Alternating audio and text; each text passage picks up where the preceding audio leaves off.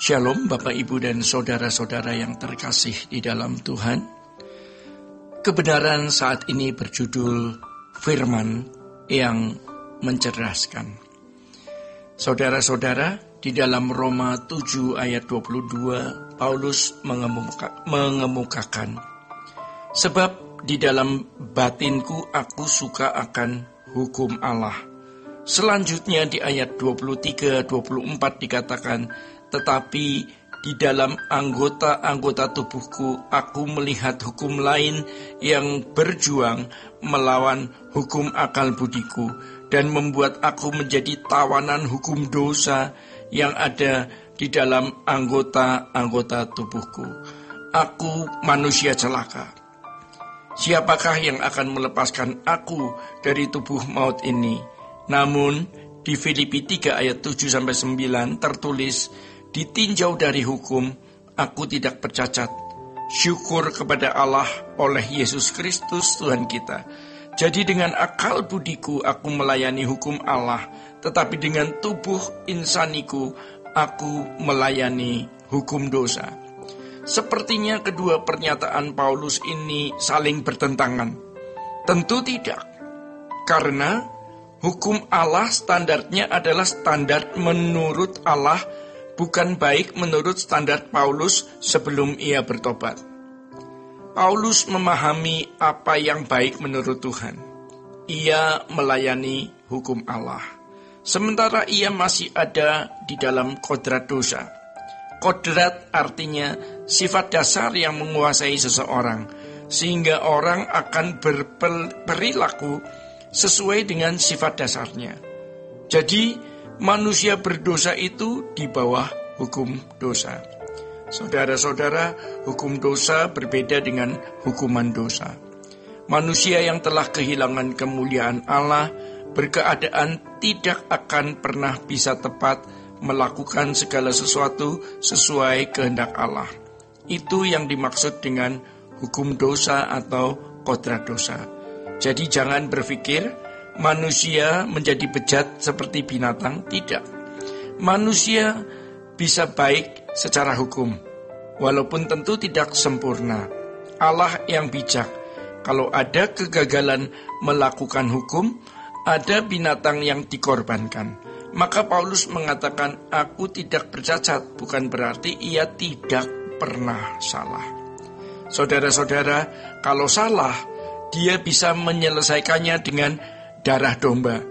Dia tahu apa yang baik menurut Allah, tetapi dia tidak mampu melakukannya karena hukum dosa di dalam dirinya. Syukur kepada Kristus, karena Roh Kudus menuntun. Kita mesti dan masih berjuang menyangkal diri. Daging kita jangan diberi makan, tentu perlu proses bertahap, karena pergumulan melawan keinginan daging itu berlapis-lapis.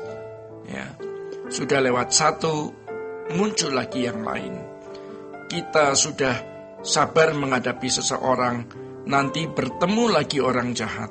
Maka mesti ada peristiwa hidup supaya kita bisa mengenali diri sendiri. Ibarat berenang, awalnya di kolam renang, lalu di sungai, lalu di sungai yang bergelombang, sampai akhirnya di laut yang besar gelombangnya, supaya kita mengenali seberapa kita mampu. Jadi seseorang tidak mencuri karena belum punya kesempatan atau karena tidak ada objek yang bisa dicuri. Misalnya 500.000 ia tidak mencuri, tetapi bagaimana kalau 5 miliar? Ini bisa terjadi pada semua orang, termasuk orang yang mengasihi Tuhan.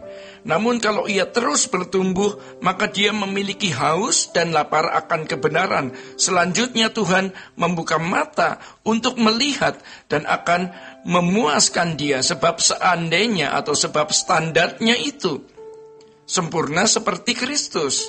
Jadi jangan heran kalau mau disempurnakan Tuhan, kita bisa mengalami hal-hal yang Tuhan Yesus juga alami. Jadi agar kita memiliki gen dari Allah, kita harus belajar firman.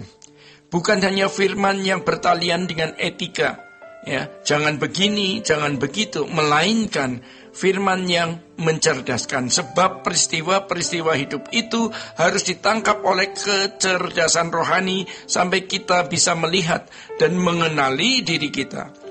Tuhan akan membawa kita kepada situasi-situasi, tetapi kita tidak akan bisa mengerti maksud Tuhan di balik situasi itu kalau kita tidak belajar kebenaran.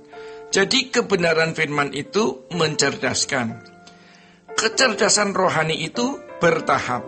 Hebatnya Roh Kudus akan menunjukkan kepada kita kisah-kisah di Alkitab. Pernyataan-pernyataan Tuhan. Itu membuat kita bisa menangkap maksud Tuhan ketika menghadapi situasi tertentu. Tuhan tidak bisa mengubah orang tanpa masalah atau tanpa kejadian. Ada orang yang tidak bisa berjalan, tubuhnya lemah, namun bukan karena kakinya lemah, melainkan karena dia sendiri tidak mau bergerak.